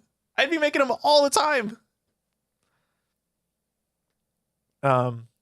But yeah, I don't know. I'd be making them all the time. I think it's so weird. Truly, it is a random thing how this works. Some people just, they put like relatively, and I say this as someone who does video editing and makes videos.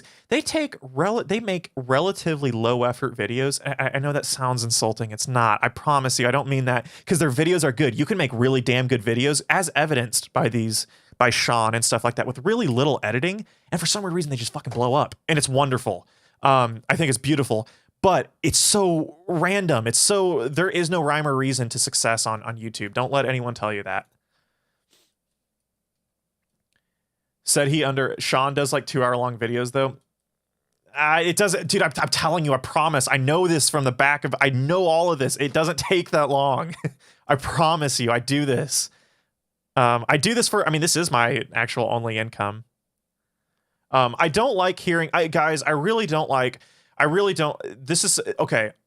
When people do this, it does rub me the wrong way because I feel like they're being dishonest to their audience. Cuck Philosophy all the time would say his videos take forever to take. People would ask him, like, why does it take so long? Guys, I'm telling you, it doesn't take as long as what he says. But if you go through the process of really doing a lot of editing without presets, it takes a long time. But they don't do that. They don't. Check that they got less than 1K subs. Who's this? Introduction to Philosophy. Interesting.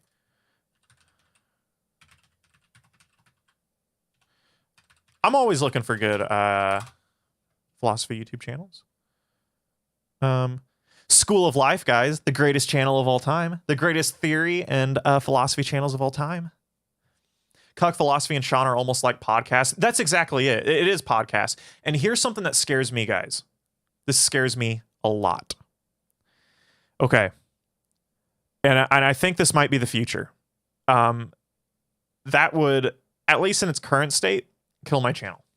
So what I'm worried about, what I think the future of YouTube might be, this will be a while. This will be like 5 or 6 years. What'll happen is I will not be able to use any of the footage that I have on these videos. Not only will I not be able to use any of the footage, guys, I think within 5 to 6 years, there's a big chance that these videos might be taken down. I'm serious, because of the stock footage that I use that will, I think, eventually not be allowed to be used on YouTube. Truly, guys, I'm worried that I will have to make videos like Sean.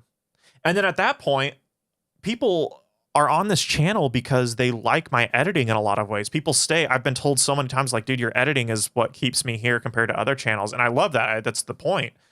Guys, I'm worried, though. I think in the long term, I might have to make videos like Sean because I'm just going to get copyright striked. I think YouTube will eventually, because right now, guys, the YouTube algorithm is primarily on audio.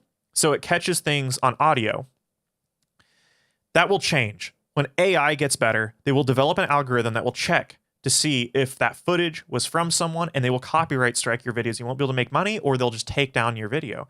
And so I'm really worried. I'm really, really worried that I'm going to have to be making videos like Sean and be putting, like, I won't be able to edit it. I will make the best edited videos I can within that sphere of things, but I am worried about that. It's sad. It stresses me out. It keeps me up at night a little bit. I'm not going to lie, because, but what I will do, I don't give a fuck. Fuck YouTube. I will try to keep the videos. I will put the videos, my videos get removed or whatever, or delisted. I will download them and I'll put them up somewhere else, but I'm worried that they're not going to be allowed on YouTube after a while. Give it 5 to 6 years, guys. There's going to be some hell to pay, I think, but it's going to affect all YouTube content creators. It's going to affect them all. Yes, but it doesn't matter. Yes. Okay. So technically we do have Creative Commons stuff. We have what is it? What's that rule? Help me guys in chat. What's that? What is it? The thing that you can claim, fair use. That's right. And but YouTube does not abide by fair use at all. They throw it up. It's funny. Fair use is not in play on YouTube. The only way you can use fair use is if you're in a court of law, according to YouTube. So they take when it comes to fair use, they assume by definition that it's just corporate property, that the owners, it's their intellectual property. Fair use does not apply. They say if you don't like it, go to court with them. That's literally their approach. That's YouTube's approach. It's fucking disastrous. It's terrible. And in that sense, we need some more. I think we need reworking of laws on fair use. Of course, with how corporate the world is becoming and politics, that good luck with that. But yeah. So didn't you get? Yeah, I got Office Space on capitalist realism. I did, and I had like 3 strikes on there, guys. I had like 3 hits on that video, and they took my monetization away, but I got it back like weeks later. But like after everyone saw that video, the money that I made from that, the money guys, my Mark Fisher capitalist realism video made like almost 0 money because it copyright striked it. I went back, re-uploaded it, still copyright striked again, and then I put it to review on YouTube, and then like a week later they put it up. They were like, okay, yeah, you can monetize this video. I lost my chance at monetizing that video. Usually most of the monetization on a video happens within the first couple days. Yeah, it's okay. You know, that wouldn't be a big deal. It wouldn't be a huge deal, but like this is like my only income, right? So I was kind of devastated. I'm not gonna lie. I was like, I'm already poor as it is. So I was like, fuck. It's like, God damn it. Like that was a big fuck. And I felt really bad because I was like grifting my fucking Patreon. I'm like, guys, I need help. But like, you know, like I felt bad. I don't like doing that, but it's just and I think it's like, it's not like I made like, and it's like I put a ton of time and effort into you know, the videos. So to me, it felt extra detrimental, but I mean, it's monetized now, so maybe I'm okay. Like I'm happy about that. But YouTube's strict, man. They're strict. So yeah, I think in the future, we should be okay. Man, I'm worried about the future though. I'm worried about a lot of the footage that I have. They're going to develop an algorithm thing that works not on audio. It's going to work on visuals, and holy fuck, pray for YouTube when that happens. Cuck Philosophy did a video on Heidegger and Zekowicz had to mirror elsewhere. It was very edit intensive for his standards. So yeah. Oh, gotcha. Oh, did that get struck down? Heidegger and Hayao Miyazaki. We do need our own guerrilla internet. Fuck, man. What was the creator of the internet was saying he's already working on it? Who's the creator of the internet? Tim something whatever. I think I just saw a headline of an article said he's already working on another like internet project that is truly open source. Why not mirror your videos on Vimeo? Vaguely remember something like that. I could. Well, it's like, because right now it's not a problem. It's not a problem right now. YouTube's fine. I don't want to split up my videos. Can you even I don't even think you can monetize on Vimeo. And at the end of the day, guys, I put way too much effort into these videos not to get paid for them. I can't. I have to. I would love, in a non-commodified world, non-commodified capitalist world, God, I'd make these videos for free all the time. But yeah. But yeah, it's not a problem right now. Emoji movie video for that reason. You have to pay to use Vimeo? What the fuck? No. Fuck that. I'm not doing that. They go fucking suck my dick, dude. What? Isn't the internet already open source? Look, in theory it is, but Jesus, the corporations control the domains of everything in the internet. And in theory it is, and function, absolutely not. And I think, what's his name? Tim Allen or something. Tim Berners-Lee.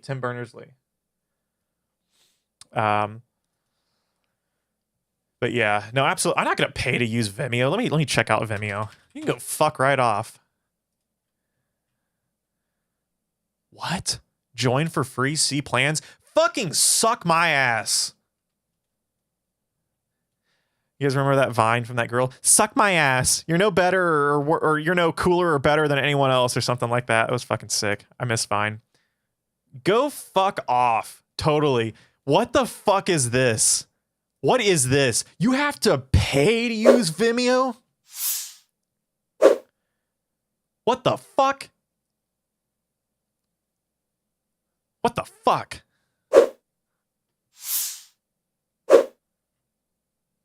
Yeah, let's check this. Tim Berners-Lee. All right. Let's check this. Okay.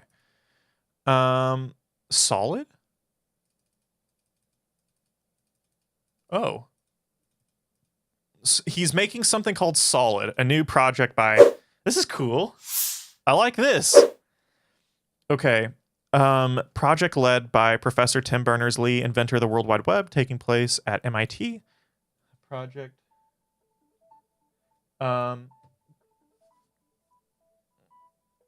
dad's calling me. I gotta...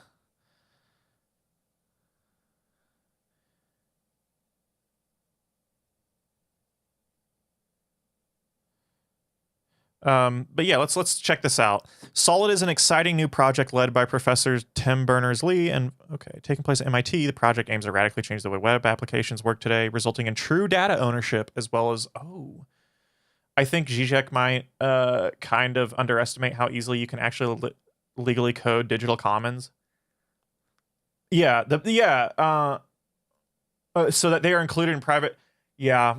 Maybe. I think so. Yeah, Cuck had to re-upload his emoji video analysis with a heavy black and white filter plus noise filter. It turned out pretty nice looking for a workaround. Yeah, dude, Content ID is really, really weird. A lot of people who don't make videos don't know about it. And it's hard to explain. It's a really weird audio-based algorithm that yeah. Logo is sus. Yeah. True data ownership. Freedom to choose where their data resides, who is allowed to access it. Awesome. Good. I think that is one thing that needs to happen because applications are decoupled from the data they produce. Vendor lock-in, seamless switching between apps and personal data storage servers without losing any. Okay. Reusing existing data.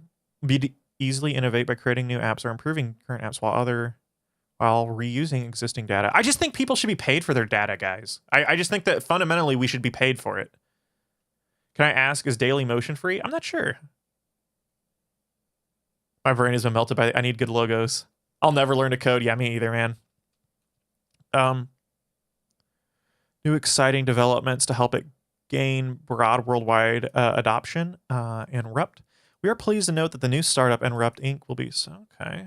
Well, this is cool. Like, I think Tim Berners-Lee is just... Because he was absolutely huge about the open source nature of the internet.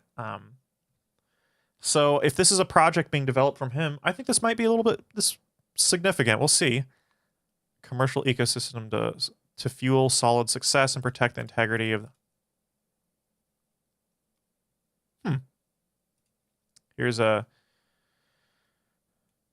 one small step for the web. Today we reach the critical tipping point, the powerful change for the better possible and necessary. Okay. Data should empower you, injecting momentum. Okay, cool. All right. I've lost at least 3 drafts for uni assignments from update restarts. Oh God, what the fuck, man? Tim seems great. Tim genuinely, after Human Flourishing, love that. Well, Solid is with its challenges, but it'll work like peer-to-peer lines. P2P. I think that's peer-to-peer. Aaron Schwartz. Aaron Schwartz. Absolute dad. Learn to code, don't recommend. Yeah. Windows sucks. Yeah, you know, we talked about Windows and Linux on GJX video. I have to piss really bad, guys. I've been needing to fucking piss for the past like 30 minutes. I will be right back. I'm at peak fucking like bladder level. 1 second.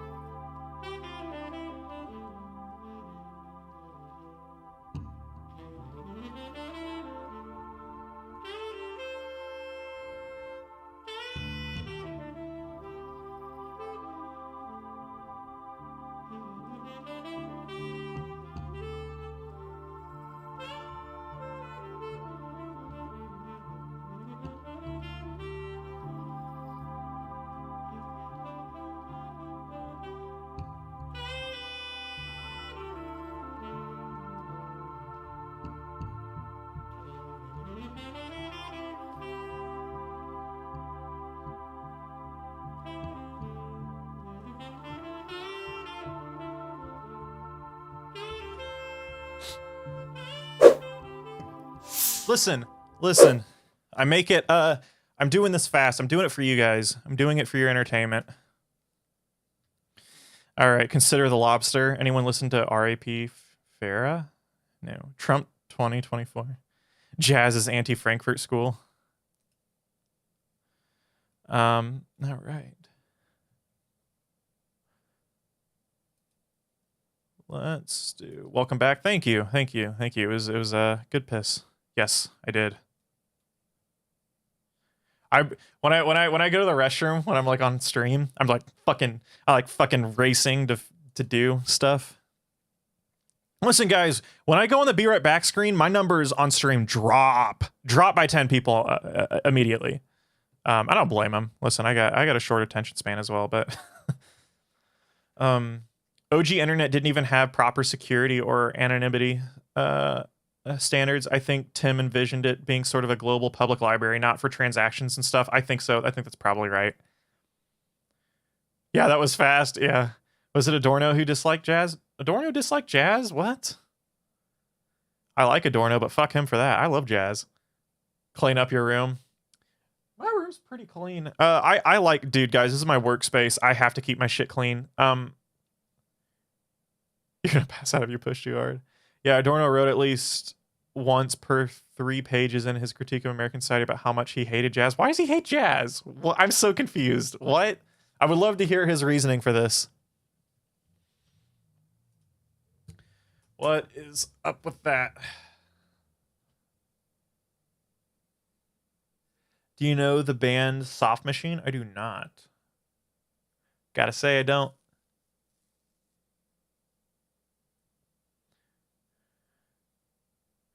Dorno would probs like Coltrane. He was more complaining. He thinks it's false freedom that sounds all the same. Oh wow, god damn it, Dorno. Yeah, I mean in that sense, sure. Jazz suffers from a lack of evolution, maybe. Although today, jazz has become a lot more electric, maybe analytical. Bill's talked about Adorno hating jazz in a pill pod. Gotcha. No music theory without Adorno. Big fan of classical music, though, weirdly enough. Yeah. Too formulaic, he thought. Interesting. All right. But classical music's not, perhaps. That is interessante. Yeah, I'm still looking at... Okay. All right. I wonder if... Guys, if Pills, when does Pills start streaming? I wonder if we're still on. Oh, is he live now? Is he live now? We got Pills here. Oh, wait, he's doing like a lecture thing, isn't he? Because the teacher has access to truth, whereas a book is only a copy of the teacher's teachings on truth. So in that sense, I'm returning to the Platonic He does so ideal. much more structured streams. I like to bullshit on mine. At the same time, I think streaming is bad. Though, it's better that you're here than watching Fortnite. If Fortnite is still a thing. Let's see. Oh, Epoch is not streaming with Vic. It's a shame.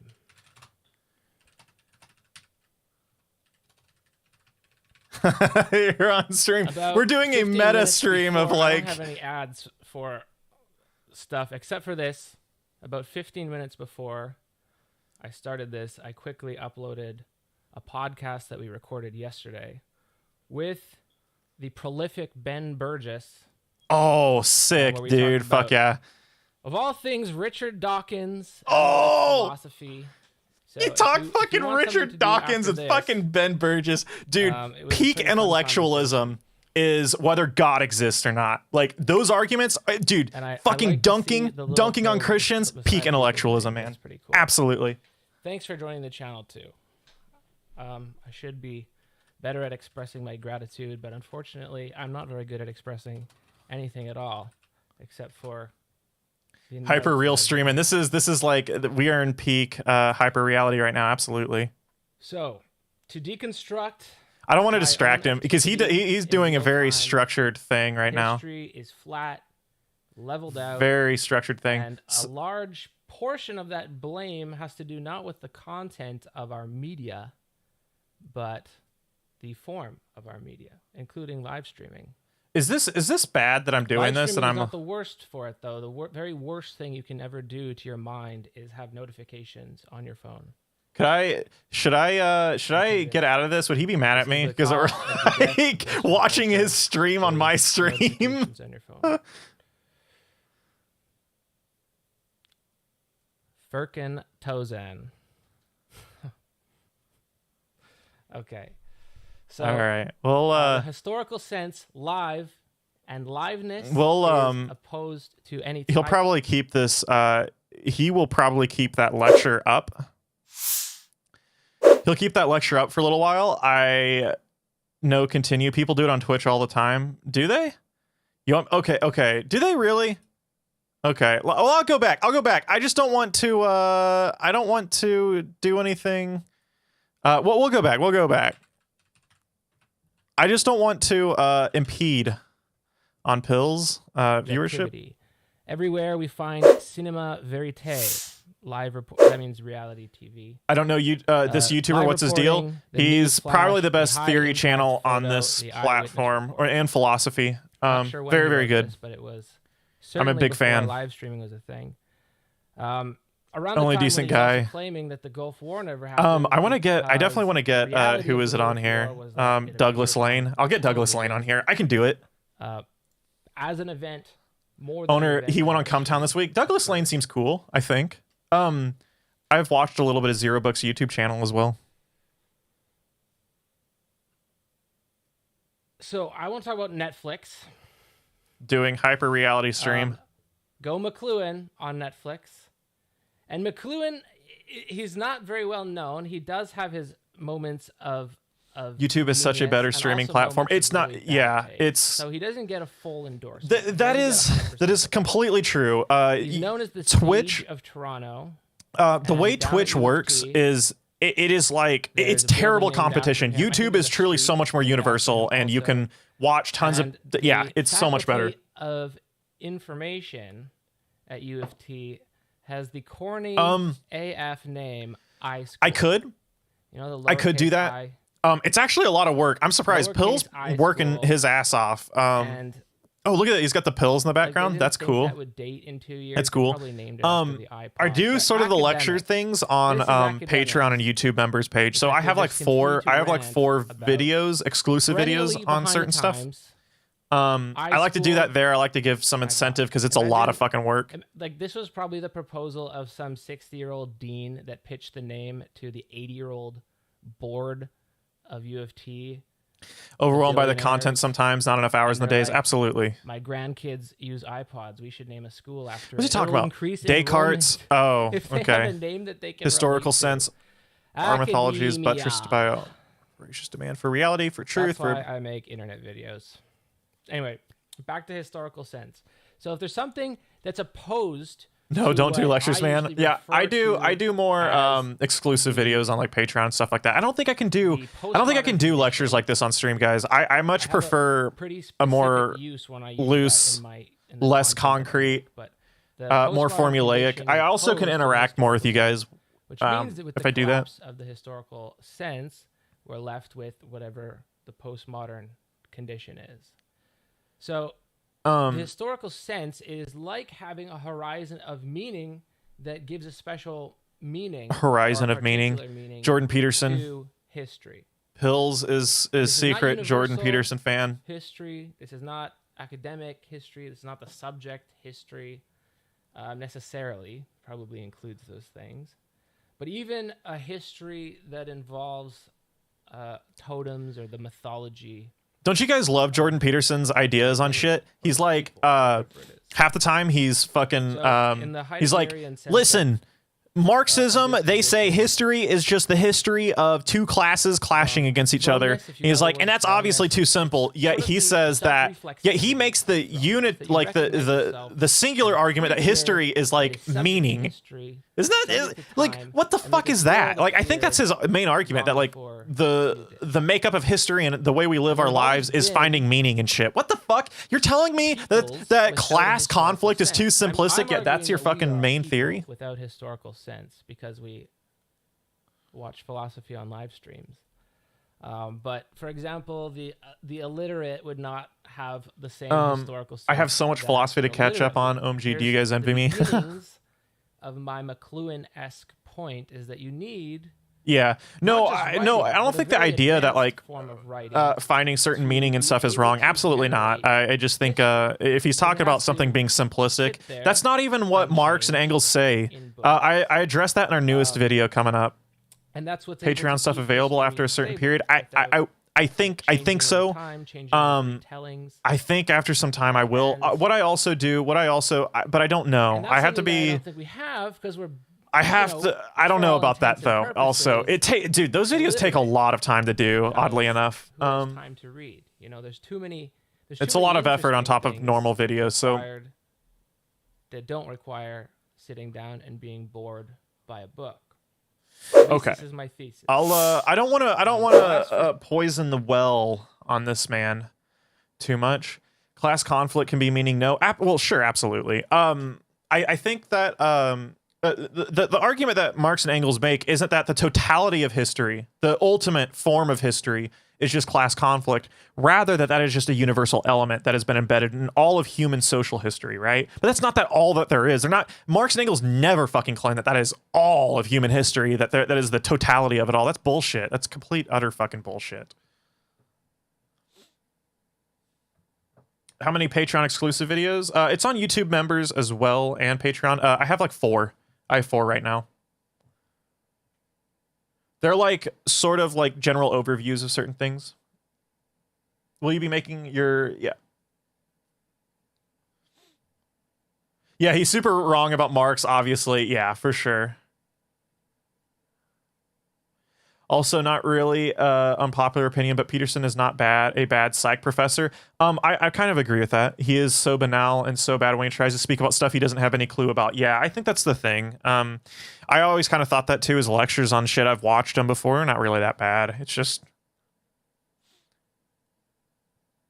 meaning as a fundamental human need. Victor Frank. Yeah.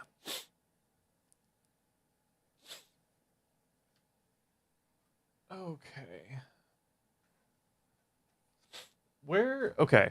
So I don't know. I'm working on that on socialism, utopian, and scientific. Matter of fact, I can give you guys a little preview. You guys want to see what my editing setup's like? I have a lot of people like, what does the timeline look like? What does whatever look like? And all that stuff. I could theoretically show you. You know what? All right, this is technically how everything is done. You guys are getting a little bit of a bonus. An analytic that is a bit complex and foreign to most people today. And for people who are familiar with dialectic, yeah, you guys count your blessings. I'm letting you in early. Look, these are all the things. So I'm getting close. But oh, here's some Jordan Peterson, guys. Here's some Jordan Peterson. He's gonna make an appearance in this video. So, all right. So let's take the same postmodernist approach. So here's some basic tenets of Marxism. Let's take the postmodernist approach, and then he talks about Marxism. I love it. I love it so much. It's bourgeoisie against proletariat. Bourgeoisie versus proletariat, baby. That's Marxism. The bourgeoisie are the capitalists, the property owners, those sorts of people. The proletariat, working class, for all intents and purposes. The basic idea is that history itself is nothing but the, what would you call it, the documentation of the struggle of one class against the other. Yeah, that's Marxism, man. That's all Marx and Engels is saying. That's all history is, guys. History is just class conflict. That's it. There's nothing else. Nothing else. That's all it is. Absolute peak fucking stupidity. Absolute peak stupidity right there. I love it. I didn't even have to pay for Patreon. That's yeah, that's well, that'll be our next video on YouTube, for sure. But you guys saw a little bit of some snippets. Listen, I like to be a giving person here and there. Ooh, Fallout the Frontier live stream. I want to play Fallout the Frontier. This new Fallout. Interesting, huh? Oh god, it looks good. Okay. So stupid, I stopped paying attention to him years ago. I know, yeah, this is your brain on Stephen Hicks. So guys, I think what I'll do, since Pills is streaming, I think what I will do is, I actually kind of want to watch. We've been streaming for about 2 hours now or so, just under 2 hours. So I usually keep it around that mark a little bit. So I'll probably actually head on out of here. But it was fun streaming with you guys. Our numbers dropped immensely. I think they probably went to go watch Pills. Understandable.